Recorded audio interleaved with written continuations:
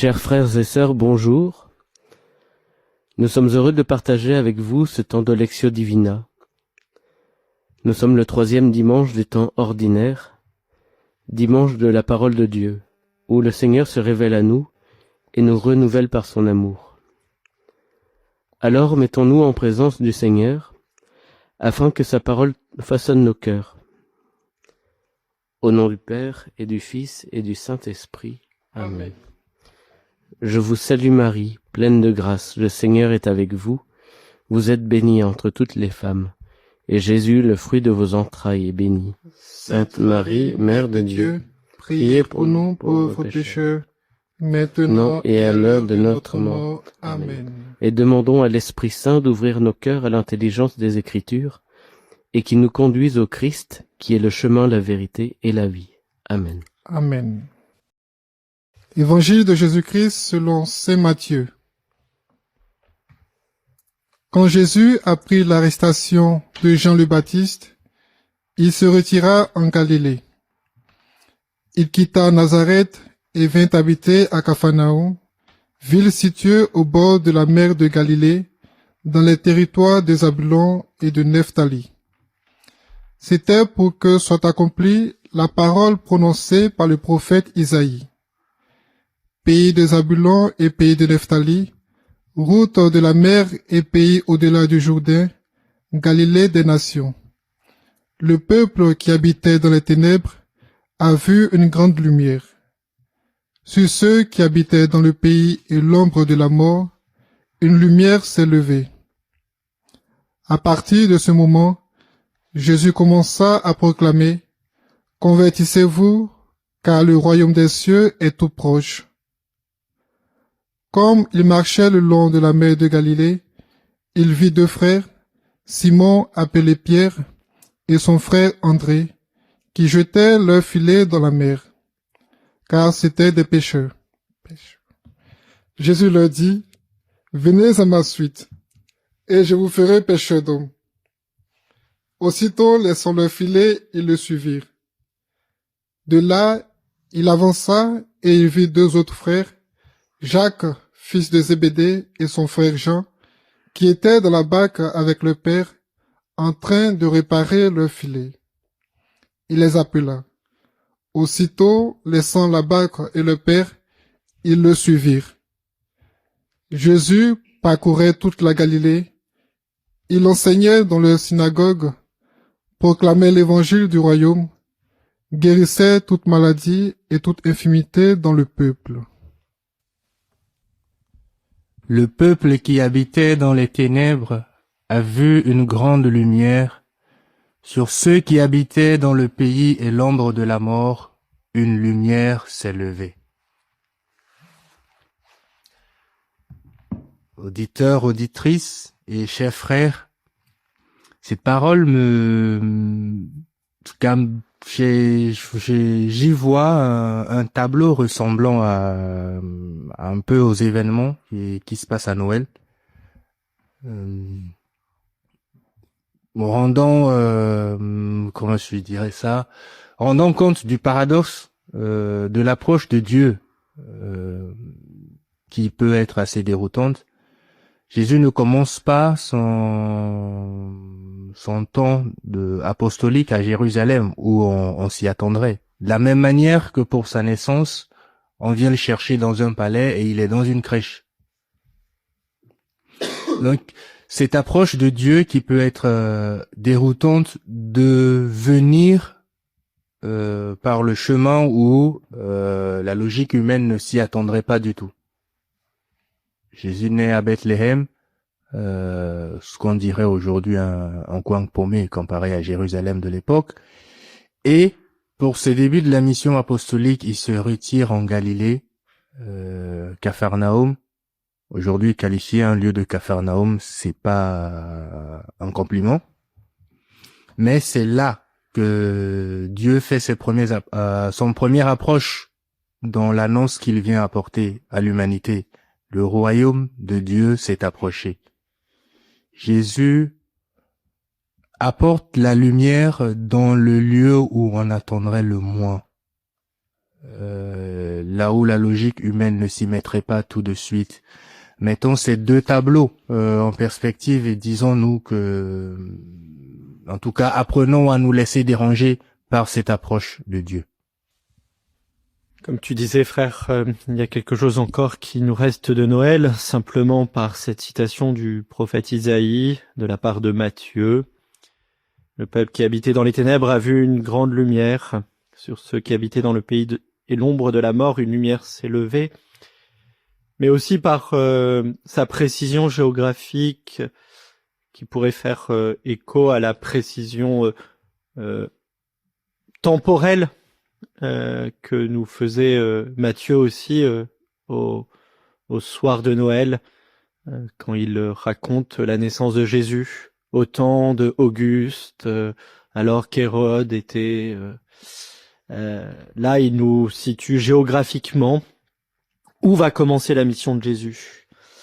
Et c'est pas en tant que tel dans le pays des Juifs, c'est pas dans ce peuple choisi, même si c'est à la limite, mais au contraire, mais justement, c'est à la limite, c'est aux périphéries de ce peuple, Capharnaüm, situé au bord de la mer de Galilée, dans les territoires de Zabulon et de Nephtali. Et puis c'est là où il nous cite Isaïe, qui précède ce que j'avais cité juste avant, que nous entendons au soir de Noël: pays de Zabulon et de Nephtali, route de la mer et pays au-delà du Jourdain, Galilée des nations. Dans cette précision de Matthieu, il y a quelque chose qui vient nous interpeller déjà sur cette périphérie, et on peut rendre hommage au pape François, qui nous invitait réellement à regarder les périphéries, et c'est lui qui a institué ce dimanche de la parole de Dieu. Peut-être que nous pouvons voir aussi justement dans cette parole que nous recevons, que la parole de Dieu vient toucher les périphéries de nos existences, les périphéries de nos sociétés. Jésus n'a pas voulu naître en plein milieu de Jérusalem, il n'a pas voulu commencer sa mission au milieu de Jérusalem, mais en Galilée, à la périphérie, au milieu des nations, des païens, de ceux qui étaient presque païens, Galilée des nations.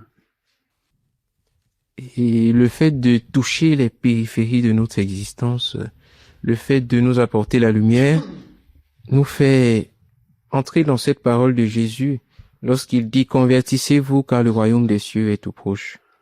Et je garde cette expression « Convertissez-vous ».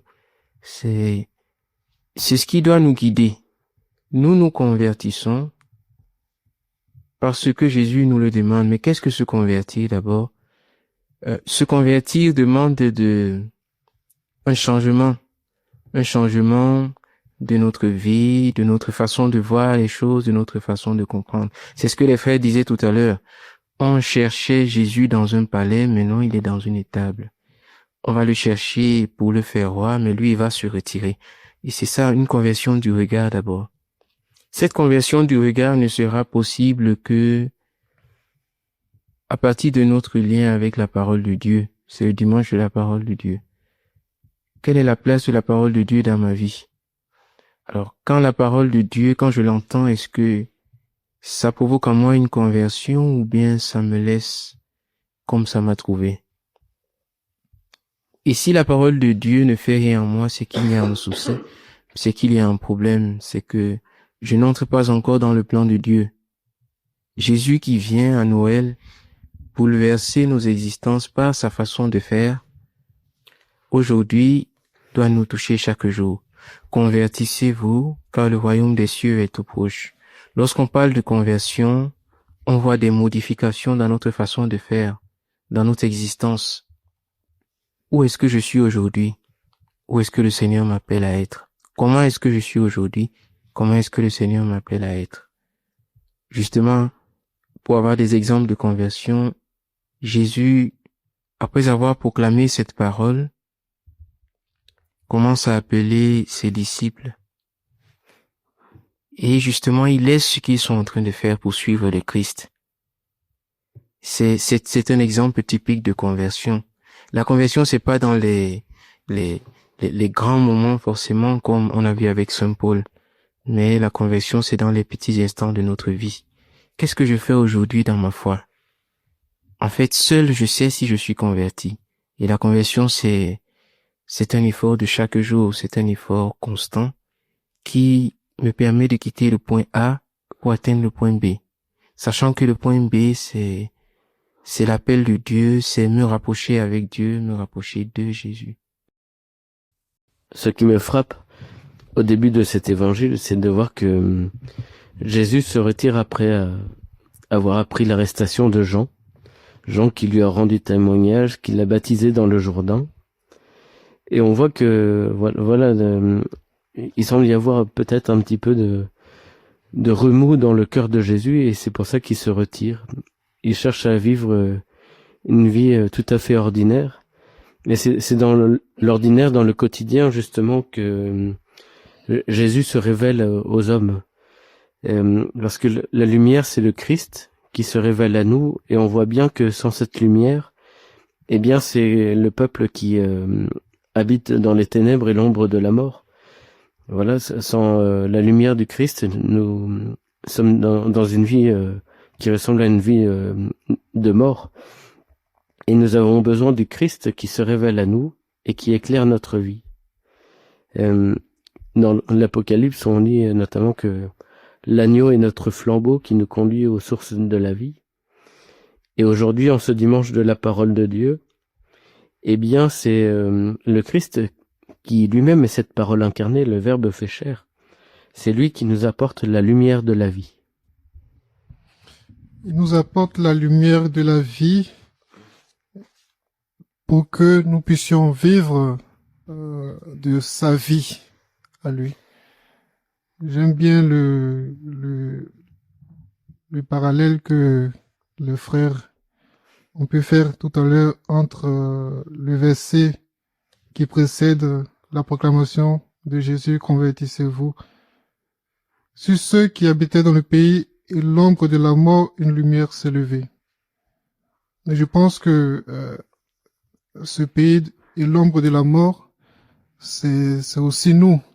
Chacun de nous a une zone qui n'est pas encore totalement touchée par le Seigneur. Et ces zones d'ombre, ces zones qui demandent à être converties, c'est aussi ça, ces pays où règnent les ténèbres, où règne l'ombre de la mort.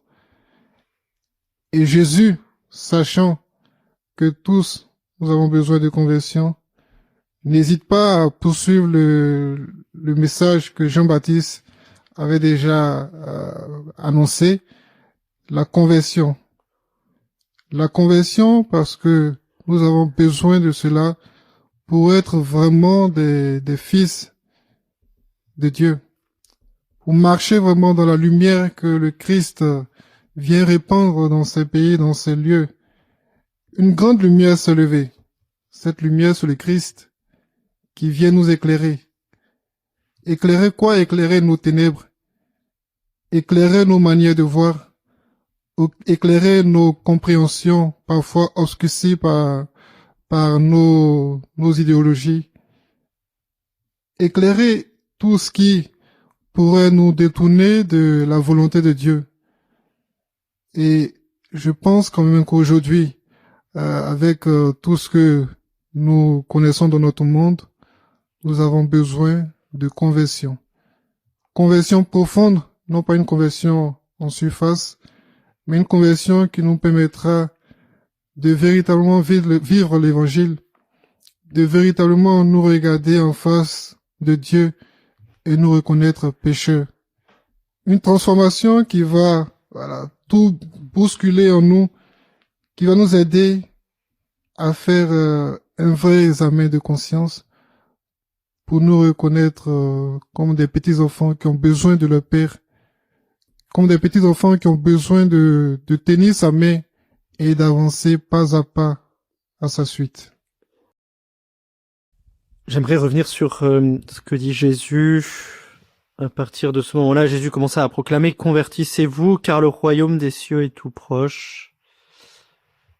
Tout à l'heure, un frère revenait justement sur la conversion et nous interrogeait sur la place de la parole de Dieu dans nos vies.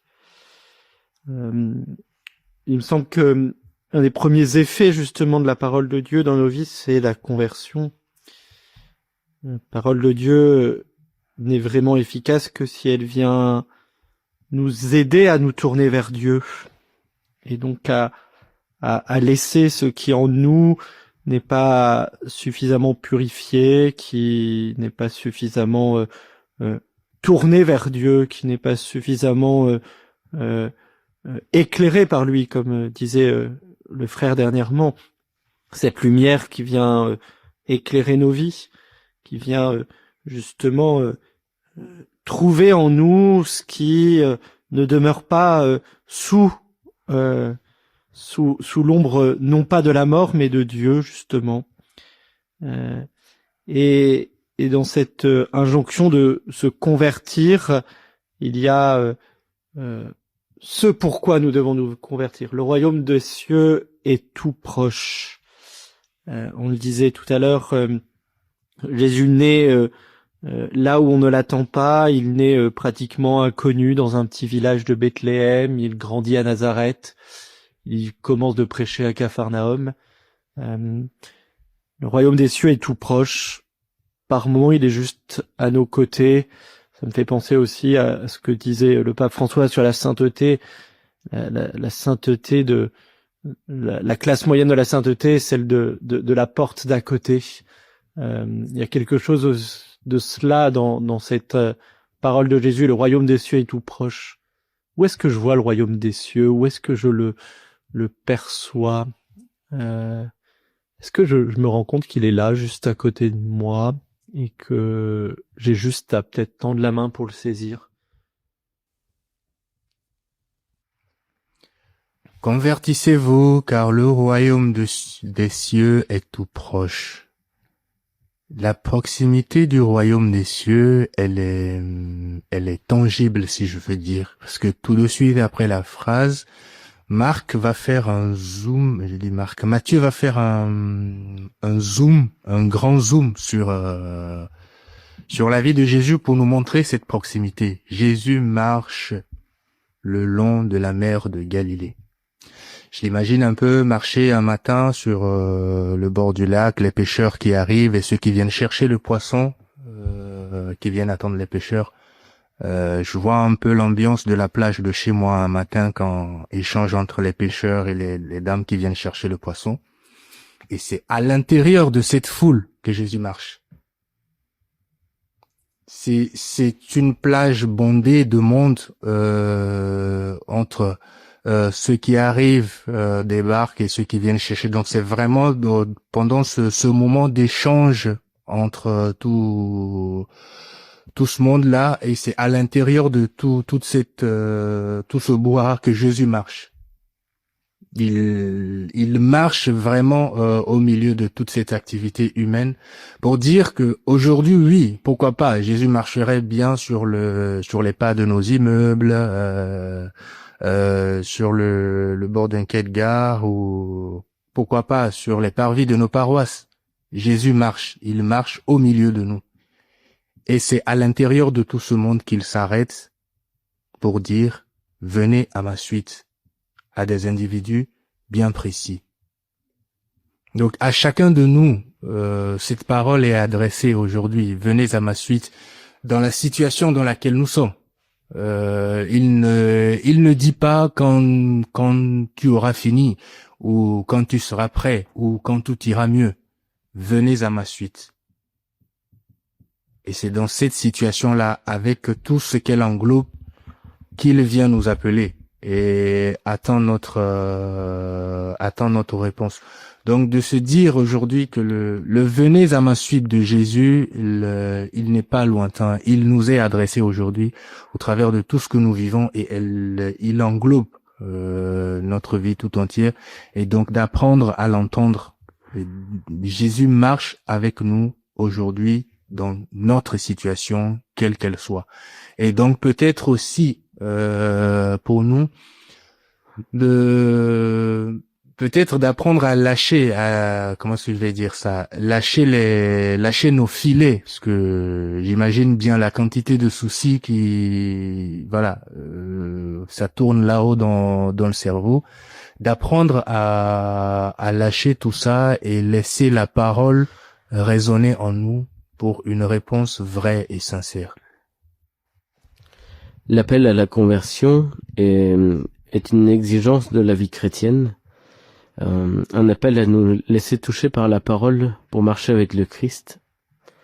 Et d'ailleurs, la perfection est une obligation de la vie chrétienne.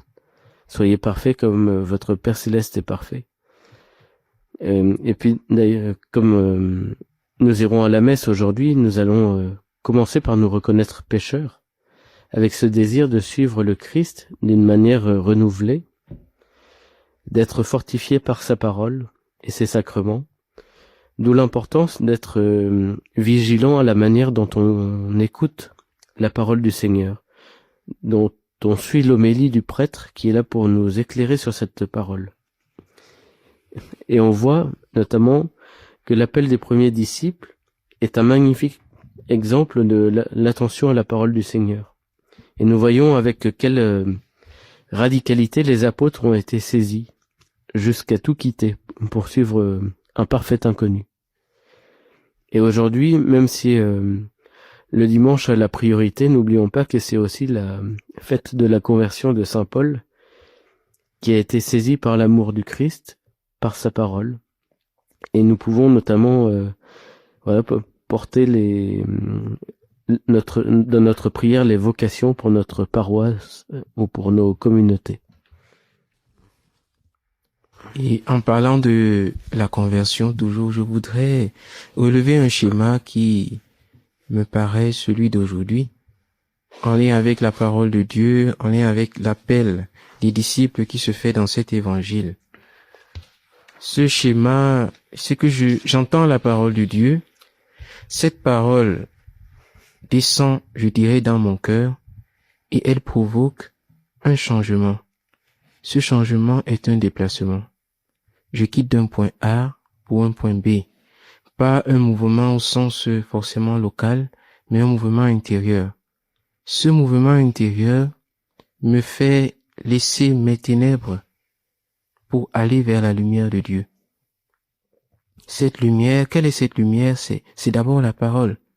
Le Seigneur me dit, convertissez-vous car le royaume des cieux est tout proche. Mais comment je sais qu'à quel niveau je dois me convertir? C'est à partir de la parole, c'est à partir des commandements, c'est à partir je dirais, à partir aussi de ma conscience. Je sais que telle chose n'est pas bonne, alors je me déplace. J'accepte de vivre, ou du moins, si vous me permettez l'expression, de subir un changement. Mais je ne subis pas au sens où on me force. Je subis au sens où le Seigneur m'aide, le Seigneur m'accompagne. Cette conversion me demande une lucidité, je dirais, une lucidité sur moi-même, une lucidité sur ma foi et une lucidité dans ma vie.